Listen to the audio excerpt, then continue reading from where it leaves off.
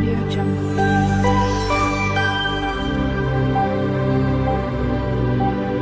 Audio Jungle. Hello everyone, જય શ્રી કૃષ્ણ. મારી ચેનલમાં તમારું સ્વાગત છે.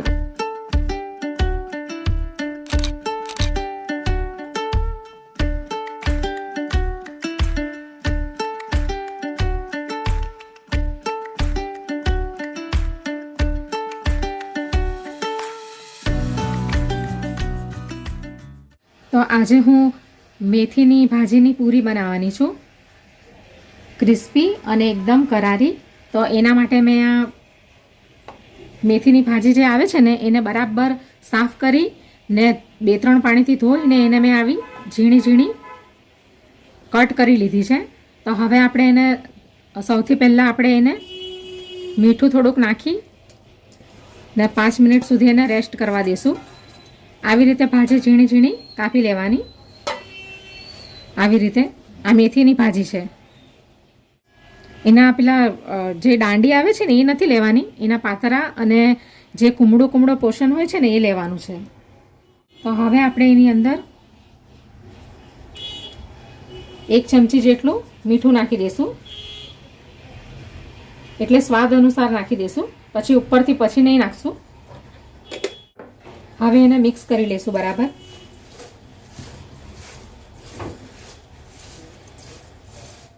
હવે આને 5 મિનિટ સુધી રેસ્ટ કરવા દઈશું, એટલે એમાંથી આ જે નાખ્યું છે ને મીઠું અંદર, એનું બધું પાણી, મેથીનું પાણી બધું રિલીઝ થઈ જશે અને મેથી આપણી નરમ થઈ જશે.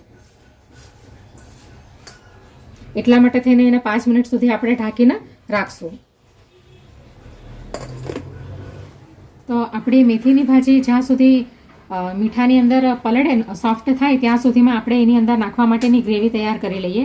તો એના માટે મેં આ 1 ચમચી જેટલી આ વરિયાળી લીધી છે, જે વરિયાળી આવે છે ને ફેનેલ સીડ, એ લીધી છે. અને આ 1 ચમચી જેટલું જીરું લીધું છે. અને આ વરિયાળી નાખવાથી મેથીની પૂરી જે આપણી બનશે એ એકદમ સરસ એનો ટેસ્ટ આવશે, એટલે જરૂરથી નાખવી. અને એના માટે આ 3 ગ્રીન મરચાં લીધા છે અને આ 1-1.5 ઇંચ જેટલું આપણે આદું લઈ લેવાનું. તમારે લસણ નાખવા હોય તો તમે લસણ પણ નાખી શકો.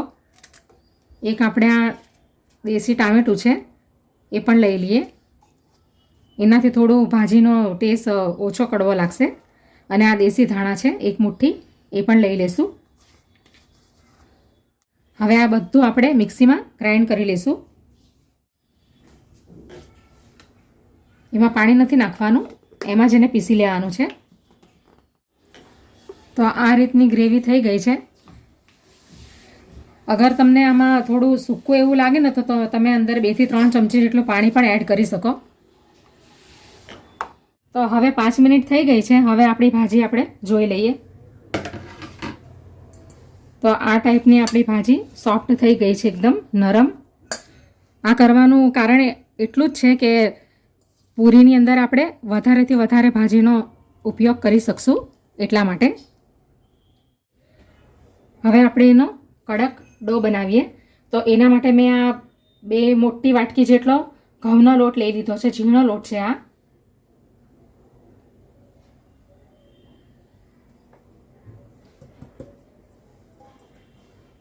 આ 2 મોટી ચમચી જેટલો ચણાનો લોટ છે, એટલે બેસન છે. અને એને એકદમ ફૂલેલી અને થોડી ક્રિસ્પી બનાવવા માટે આપણે એની અંદર આ ઝીણો રવો છે 2 ચમચી નાખી દઈશું અંદર. મોટો રવો હોય તો તમારે એને મિક્સીમાં પીસીને પછી નાખવાનો. હવે આ મસાલા છે એ અંદર નાખી દઈશું. આ 1/2 ચમચી હળદર છે અને આ હિંગ તો જરૂરથી નાખવી, એના લીધે સારો ટેસ્ટ આવશે. અને આ ગરમ મસાલો છે 1/2 ચમચી. અને આ ધાણા જીરું છે જે આપણે એની અંદર નાખી દઈશું. આ 1 ચમચી અજમો છે, અજમો પણ જરૂરથી નાખવો. એને આવી રીતે હાથથી મસળીને પછી અંદર નાખી દઈશું, ક્રશ કરીને. અને જે આપણે આ ગ્રેવી હમણાં બનાવીને, આદુ, મરચાં, ધાણા અને જીરું અને વરિયાળી નાખીને એ પણ અંદર નાખી દઈશું આપણે.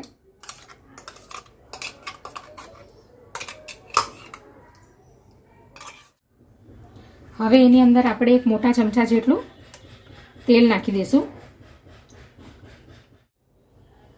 હવે આપણે આ બધું જે લઈ લીધું છે ને, મેથીની ભાજી, લોટ, મસાલા વગેરે, એને આપણે હવે મિક્સ કરી લઈશું. અને ધ્યાન રાખવાનું છે કે આપણે મેથીની ભાજીની અંદર જે આપણે મીઠું નાખ્યું છે ને, એનાથી અંદર જે લિક્વિડ બધું રિલીઝ થયું ને, એટલે એના કારણે આપણે પાણી થોડું માપસર અને જોઈતા પ્રમાણમાં જ યુઝ કરીશું. આપણે એકદમ પૂરીનો લોટ આપણે એકદમ કડક જ બનાવવાનો છે, સોફ્ટ નથી બનાવવાનો.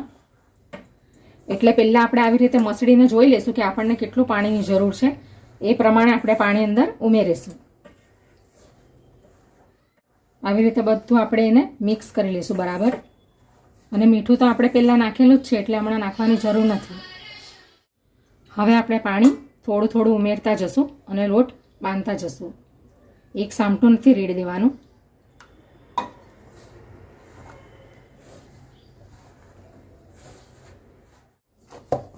તો આ રીતનો લોટ આપણે તૈયાર કરી લેવાનો છે, એકદમ કડક.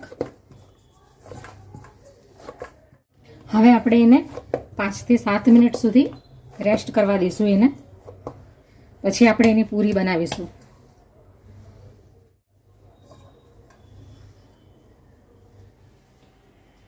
તો હવે આપણા ડો બનાવ્યો અને 5-7 મિનિટ થઈ ગઈ છે. તો હવે એની અંદર આપણે થોડું ઓઇલ નાખીને એને જરીક 1-2 મિનિટ સુધી બરાબર આમ હાથથી જરાક મસળી લઈશું એને. તમારે અંદર લાલ મરચું થોડુંક નાખવું હોય તો તમે નાખી શકો, હું કહેવાનું ભૂલી ગઈ ગાડી. તો હવે આપણે પૂરી બનાવવાનું ચાલુ કરીએ. નાની મોટી જેવી બનાવી હોય એ પ્રમાણે લઈ લેવાનું. આ પહેલાં આપણે બધા લુવા વાળી લઈશું.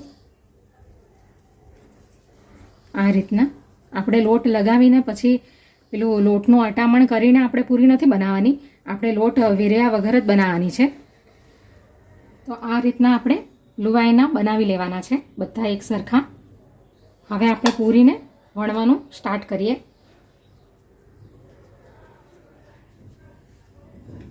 અને ધ્યાન રાખવું કે થોડુંક આપણે આ જે આ પાટલું છે ને આપણું પૂરી વીણવાનું, એની ઉપર થોડુંક ઓઇલ લગાવી લેવાનું અને થોડુંક વેલણ પર બી લગાવી લેવાનું, એટલે ચોટશે નહીં એનાથી.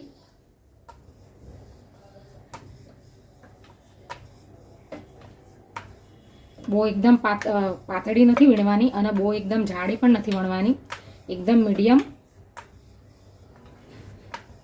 આકારની વણવાની છે.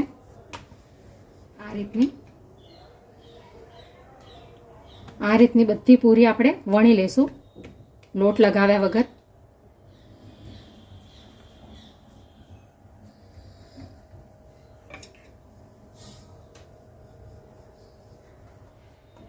તો આ રીતની બધી પૂરી આપણે વણી લેવાની છે. અને ગેસ પર મેં તેલ ગરમ કરવા માટે પહેલેથી જ મૂકી દીધું હતું. તો તેલ બરાબર ગરમ થઈ ગયું છે. હવે આપણે પૂરી તળવાનું સ્ટાર્ટ કરીએ.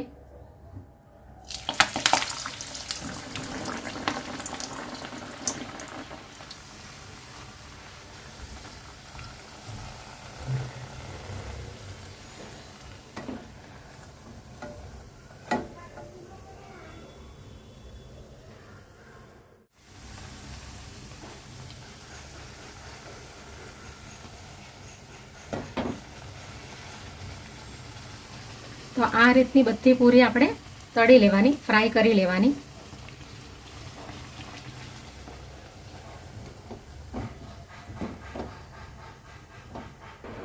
ચેનલ પર નવા હોવ તો જરૂરથી ચેનલ સબસ્ક્રાઈબ કરજો, જેથી મારા દરેક વિડીયોનું નોટિફિકેશન તમારા સુધી પહોંચશે.